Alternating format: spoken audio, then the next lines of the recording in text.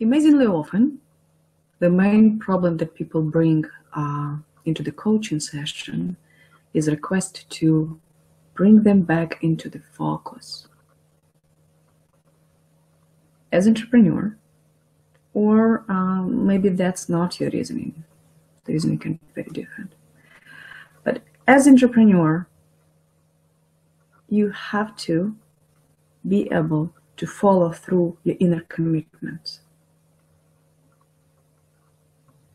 Whether you design the plan or strategic or tactical plan, or made an impulsive decision that you still is right outside of your plan, you need to be able to take one particular task that requires continuity and follow through.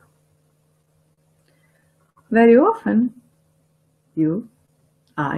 we get distracted. Now let's talk about that. Understanding what brings you out of focus will help you to get into the focus, obviously, yes? Yes. Now, if we investigate how the distraction happens, you will find that the process is very similar to how the addiction is happening. Any kind of addiction. If you look at addiction to food, addiction to drugs, addiction to alcohol, to sex, to anything at all, the underlying nature of addiction is the same. You, as a human being, have emotions that you have very hard time to handle. It feels very uncomfortable or painful. And you go after that thing that you're craving. Whatever it is. A little bit more food in the fridge, sugar, sex, anything that helps you feel relief can have effect of relief from the pain. I hope you understand it before you go after your next thing that you know you shouldn't take. Right? Now, that seems obvious. What do I do? You probably expect that I will give you a recipe that is super complicated and very comprehensive and has a great framework. Instead, I will give you very, very, very simple recipe, but you must be willing to use it.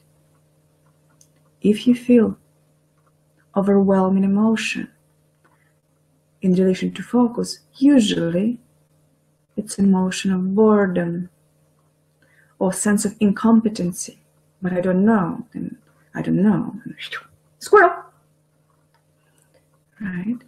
Any emotion that is discomfortable, uncomfortable emotion, you simply sit in it.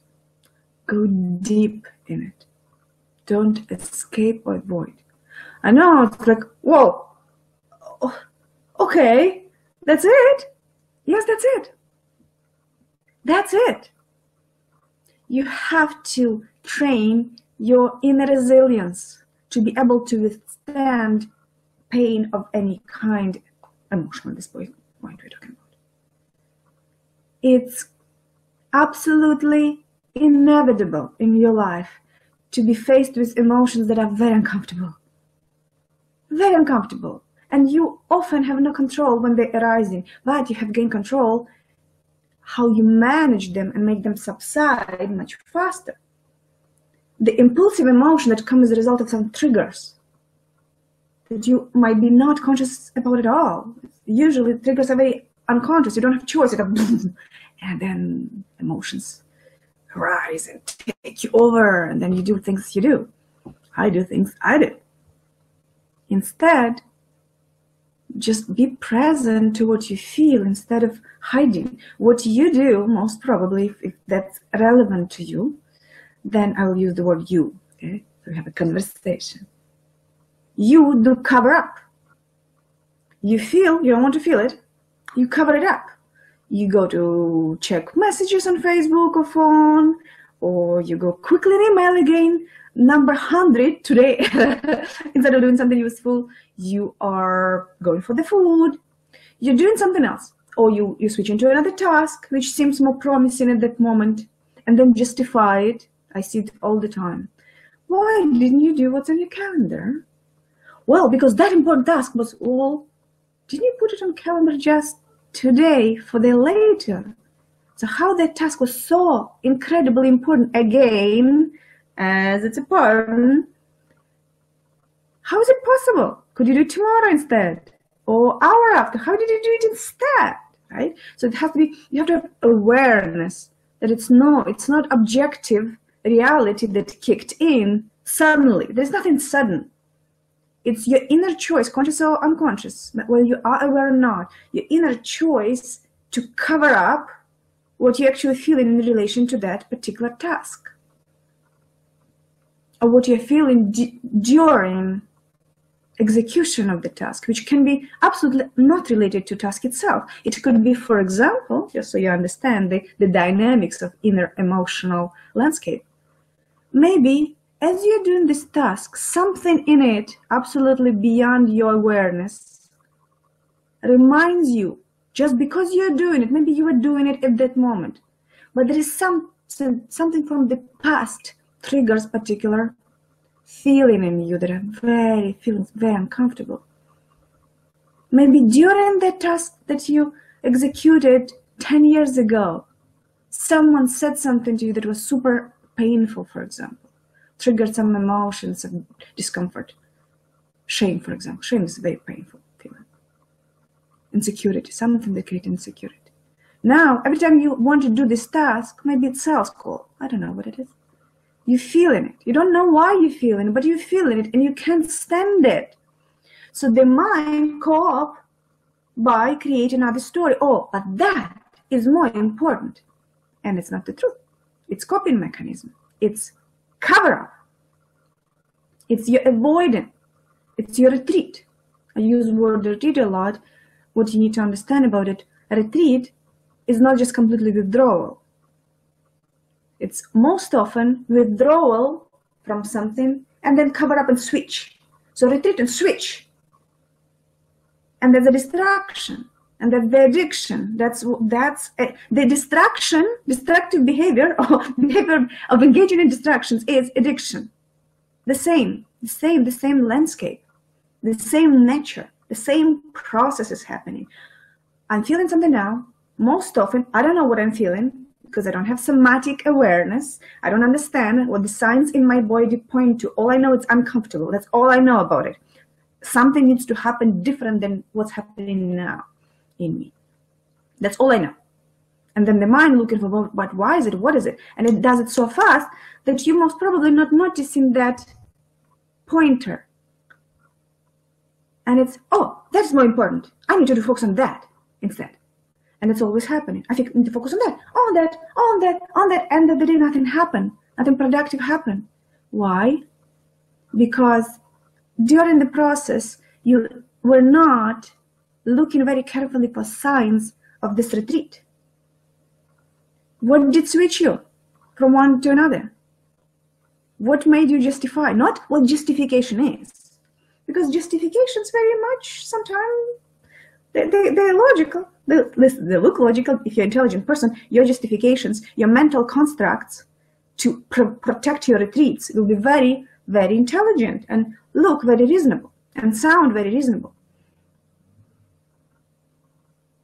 But most often, in 99.9999% of the time, they are cover-ups for real reason why you didn't do it, and instead, squirrel. What did you feel?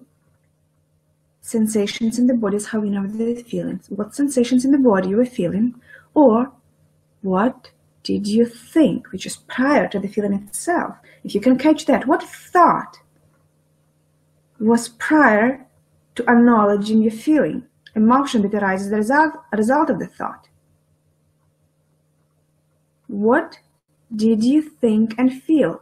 What can you catch before squirrel? Can you catch it? That's your work. Can you catch it just at the beginning of it, at the root? Can you catch it there? Because later it's too late. You're already unaware of it. It's lost. Now you only know that you're already on another thing. In a long-term person, in a long-term business, in a long-term strategy. In a short term, why you are on another task right now. You just were sitting here doing something useful. Somewhere in a second, you completely lost to reality, and now you're staring at another screen, another window on your computer, another device. You do another thing. And if you ask why, mind always will give you a really good answer. But the answer, no matter how reasonable, logical it sounds, the answer most often is not the answer. It's an answer. It's some answer. Might be good, looking good, sound good, and not the answer. It's not the reason. The reason is there was something in the thought that triggered feeling uncomfortable. Can be boredom. Very often, it's just boredom. Very often, it's sense of insecurity, incompetency, but I don't know how.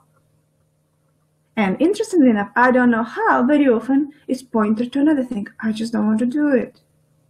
I just don't want to do it. Well, then what does it mean? I don't want to do it. Maybe it's believed that, but I shouldn't be doing it. I'm better than that. I'm more experienced than that. I deserve better than doing this. Oh, right? So what the story look like, that's not for me to tell you. It's for you to discover. Sit down. Ooh, I just did this squirrel thing again. I just did retreat. I know that it's retreat because now I remember Olga was telling me that during our coaching session, and she pointed to me and I was arguing like hell because I didn't know. I didn't believe that. And now when I'm observing that, that's what happened. Interesting. So what was that emotions? I don't remember thought because I'm not aware of my thinking. It just one thought and another. I did not build that mindfulness process within me to be mindful. Ideally mindless, so less of the mind, emptier, but that's playing the word here, right? I did not yet build the awareness of my thinking process. I didn't develop it yet. I'm still in the process of learning it. But can I at least see just in the moment, if I really turn on my awareness, can I just see what happened? How did I move from one thing to another and I didn't even notice it practically, it just moved. And now I can explain to everybody in the world why, and that's just justification. It's just excuse. It's not the real reason. The reason is there's some thought that was just as a cloud of my thinking just passed me by. Some thought hit me right in my belly, maybe. Like, oh, feeling bad, not good. Squirrel. Okay? So, can you be present to any feeling that you are having in the moment and not believing in it? Not believing that it's a legitimate, reasonable feeling to feel and not identifying with it. It's just feeling that is a result of just thought. A thought that it will be gone in no time. And the feeling will be gone in no time as long as you're focusing on the feeling itself when you're feeling it and give it your full attention. Give your full attention to this feeling. I'm not saying it will be comfortable or easy. You might need to endure pain of it because some feelings are really uncomfortable. Some thoughts that bring shame, for example, guilt, these are very uncomfortable. Anger is easier. As you feel anger, you feel justified and righteous, and anger is actually feeling good for some people. Sense of insecurity, not feeling good. Anything that creates this sense of insecurity, shame, guilt, this I'm feeling small, I'm feeling these feelings. For some feeling sadness. Some people don't like sadness because it feels like weak. Feeling anger sometimes feels like, oh, I'm so strong when I'm feeling anger, but I'm so weak when I feel sadness. So whatever combination of emotions or single emotion for you the most painful, that will create probably the most of your retreats are created by those emotions. Witness them, get to know them, those emotions. Very often they are very useful. They're pointers to your patterns and habits and belief systems that don't serve you, because if it brings emotions in you that are negative emotions, usually those belief systems are simply to be deconstructed, to be reframed or let go of completely if you're willing and can. Can you sit in your feelings without retreats, switches, avoidance? I'll use different words, so whatever resonates with you works for me. As long as you understand that there's this, I was focused here, something came up, because there I can feel better. I feel better in my fridge, right there. There's sugar, yum, yum, yum. Ooh, I can feel better in online dating site, despite the fact that I know what my integrity, I'm married, or whatever the situation someone can have. But there, I can have some little, I get laid, and it feels good, at least much better than I'm feeling over here. Or maybe I'm not that good husband or wife in relation to my loved one, not so much integrity in me, or there is something I don't want to do, or say, or feel. But there, quickly, I can get a quick fix. It's not a conversation on morality, okay? So I want to be clear about it. Whatever you choose to do with your life, your choice. As long as you still include other people in choices that you make, because you don't want to hurt people that you care about, right? So meditation, of course, stay in integrity, whatever it means for you, and whatever it might mean for people that you're committed to, right? But that's a separate conversation. Ethic and morality is not usually what I really want to talk about ever, because it's very subjective and relative too, sometimes. What I want to talk to, it's your resilience, your willingness to admit, to see, to process, to get deeply in it, as deep as you can. If it feels hurt, go in that hurt, be brave. It's not going to be forever. It might be hard in the moment, and it feels like it's going to be, oh my goodness, it's a long moment. Oh, it hurts so good. It hurts so good. But when you come out of this hurt that hurts so good, then it feels so good.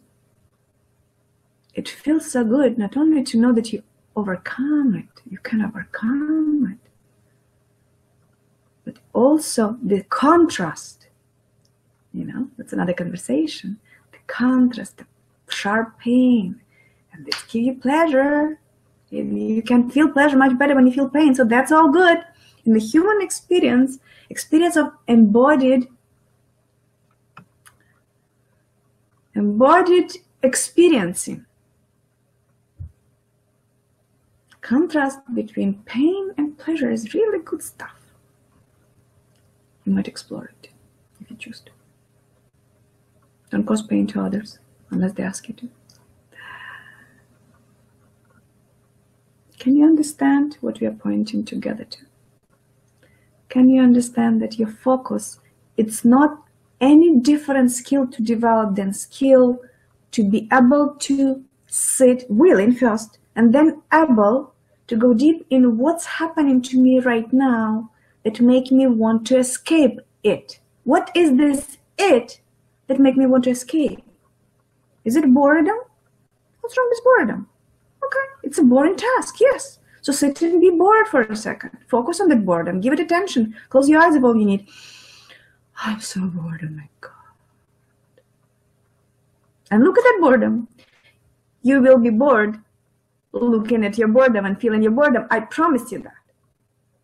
The mind gets bored of absolutely everything, even to look at itself from standpoint of its boredom. The boredom becomes boring, and you will find another emotion through the boredom, through getting into your boredom, not out of it through escapes and into your addiction of any kind, or change the focus of your daily routine that you committed to a day before. And that's all you need to do to be very disciplined and good with planning. You sit down, you develop focus around what's the priorities, what needs to be done, and how I can accomplish it.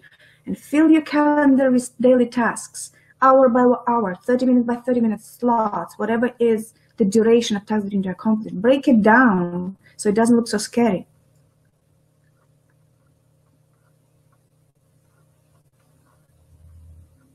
If you master just this particular item, just this one thing that I'm trying to chew from different angles, or from the same angle, different words really.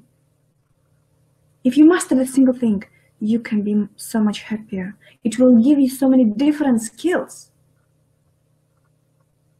You can cure any addictions, all your ADDs that you were diagnosed with, maybe, or choose to believe because someone else with ADD is, I don't know, maybe Steve Jobs. Oh, then I'm entrepreneur. Great one, talented one. Right? I heard it from a number of people actually, the same thing. It's so interesting. I love my ADD. You say I don't have ADD? No. Wait a minute. I do have it because I want to. It's not because I actually have it. It's because that's how I want to be defined. That's how my absence of focus wants to be labeled, because this is complementary label. While some other perception of it might not look complementary in my identity. So I'm not going to let it go. That's your choice. Because the question is always, whatever you've got there, on the level of your habits and patterns and personality expressions, does it serve you? Does it bring you what you want? Does it bring peace and comfort and balance around you? Or you are so destructive and so chaotic and so neurotic that nobody can be or work with you? Because the energy creates this replication everywhere, and everybody feel the same. They don't know why, but it's the energy that they're bubbling in, and they can't handle it either, and then they do their own retreats. Right? And so it's perpetual. It's interesting. Peace produces peace. Neurosis of any kind produces conflicts because it's discomfort. People want to confront it by living, by directly confronting, and whatever it is, right? Nobody likes negative feelings. Nobody likes negative emotions. Everybody tries to avoid it through anything else than getting inside of it. And that's what I'm feeling. Ooh, it's so good.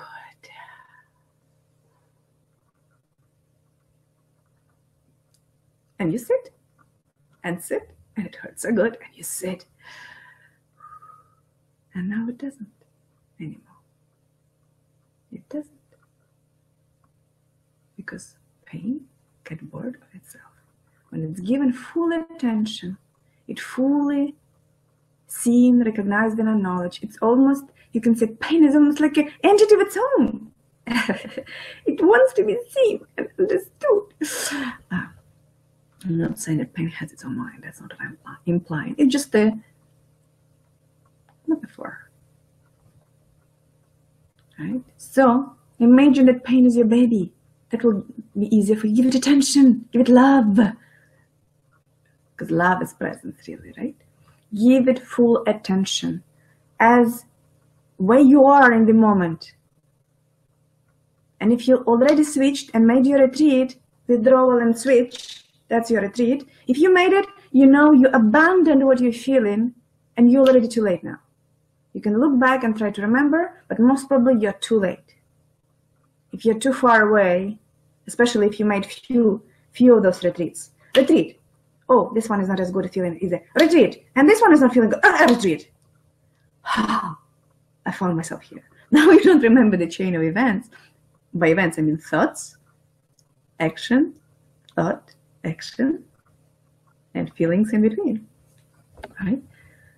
If you stay present to all your inner motives of actions, you will feel so much better. You will feel cleaner, more energized, more accomplished too, because the presence to what is within you without escape will allow you to accomplish so much more in a very short term and in a very long term. So my invitation, if you, dear entrepreneur, want to make difference in the world, make difference in your own first, because that will be really helpful, if nothing else, to accomplish your external goals. Okay? And with that, I want to thank you for your time, for being with me today. And if you need help, you feel my addictions are not that easy, I can't understand them, can't break them down that easy as you promised me that it's easy, I can't sit in it. If that's not easy, please reach out. I will be happy to sit down with you at no charge at first and look at what's going on and help you to develop inner strategies that will be very helpful to design your business strategies, because decision-making process is the process. As any process, it starts from understanding where you're going and where you're starting and what can be in the way. So it's all wonderful stuff that I would be happy to work with you on, but reach out and we'll talk about it. Meanwhile, have a fantastic day.